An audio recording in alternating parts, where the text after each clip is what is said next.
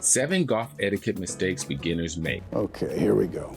All right, folks, let's talk golf etiquette. It seems no one ever taught you the proper etiquette. Because let's face it, we've all seen those exceptional golfers out there, the ones who think the course is their personal playground, the ones who think the rules of golf are mere suggestions. Any suggestions?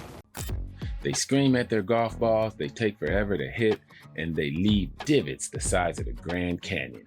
That is deep. Well, fear not, my fellow hackers. I'm here to save you from becoming that guy or gal. Please save me, please, son. Today we're going to dive into the world of golf etiquette. We'll cover everything from how to properly repair a divot, spoiler alert, it doesn't involve a shovel, to the art of the silent putt.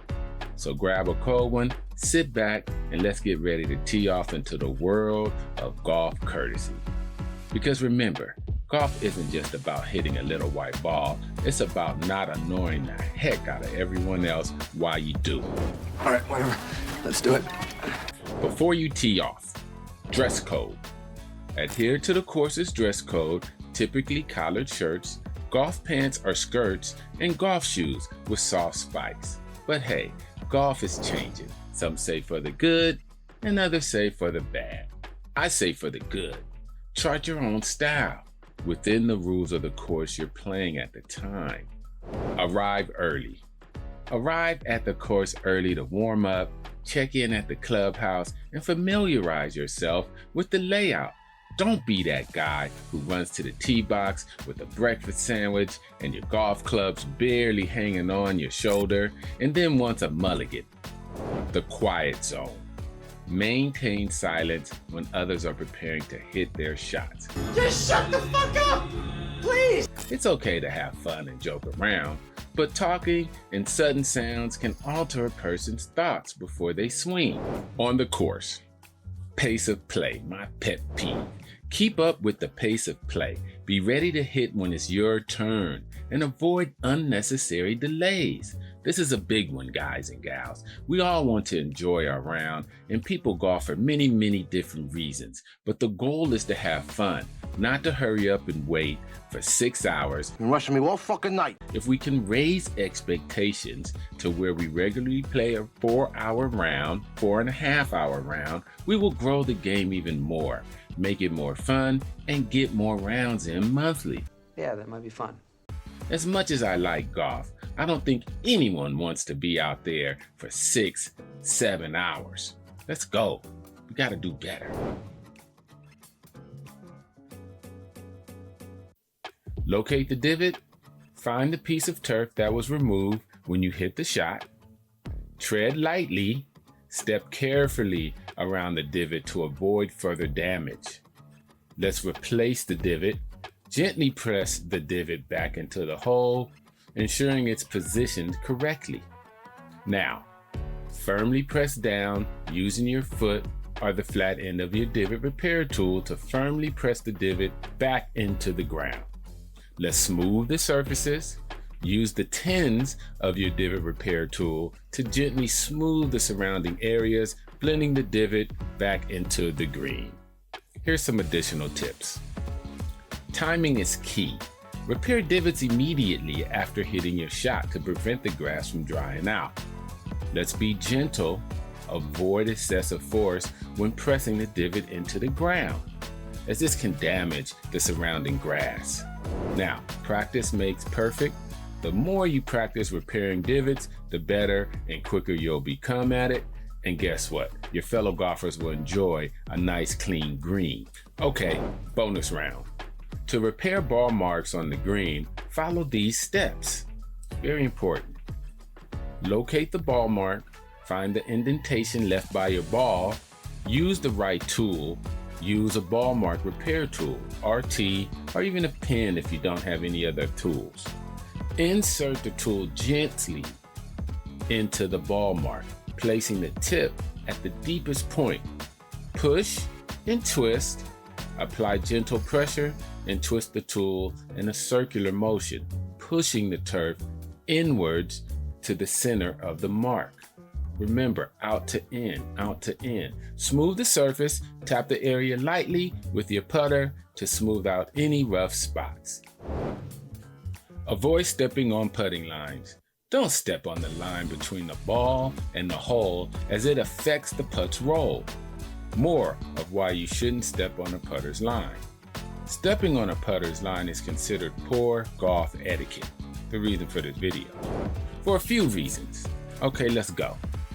First, altering the green surface. Stepping on the green can compress the grass, creating a small indentation. This can subtly affect the roll of the putt, And I say that is bullshit!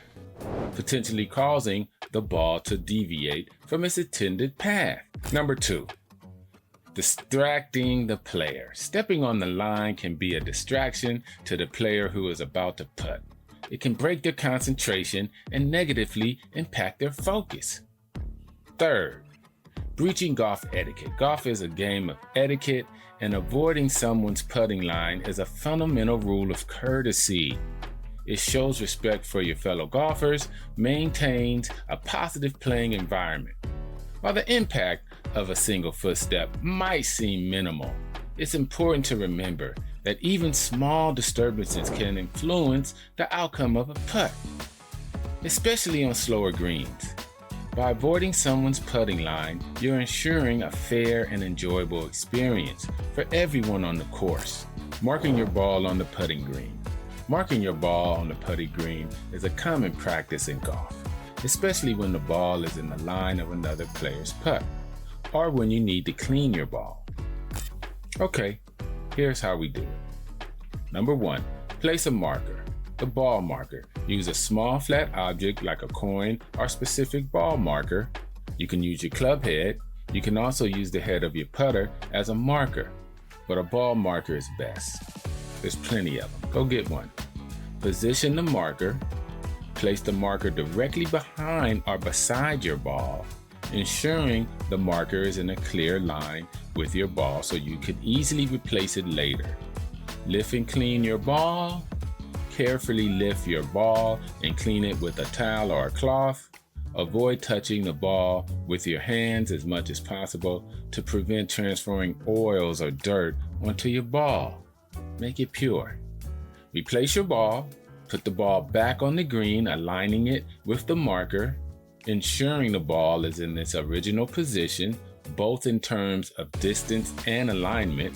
Marking your ball prevents it from interfering with other players' putts. You can also clean your ball. Cleaning your ball can improve its roll and reduce friction on the green. It also maintains green's condition. Lifting your ball helps preserve the green surface, reducing wear and tear. By following these steps, you can ensure a smooth and fair putting experience for yourself and your fellow golfers. Remember, etiquette is key. Quiet on the green. Why silence on the greens is crucial. Silence on the greens is essential for several reasons. Number 1, focus and concentration. Golf, especially putting, requires intense focus and concentration. Any external noise can disrupt a golfer's mental state, affecting their ability to read the green and execute their putt. Number 2, green reading. Reading the greens involves carefully analyzing its contours and speed. Noise can hinder a golfer's ability to visualize the putt's path and judge the necessary pace. Number 3, respect for fellow golfers. Maintaining silence on the green is a fundamental aspect of golf etiquette.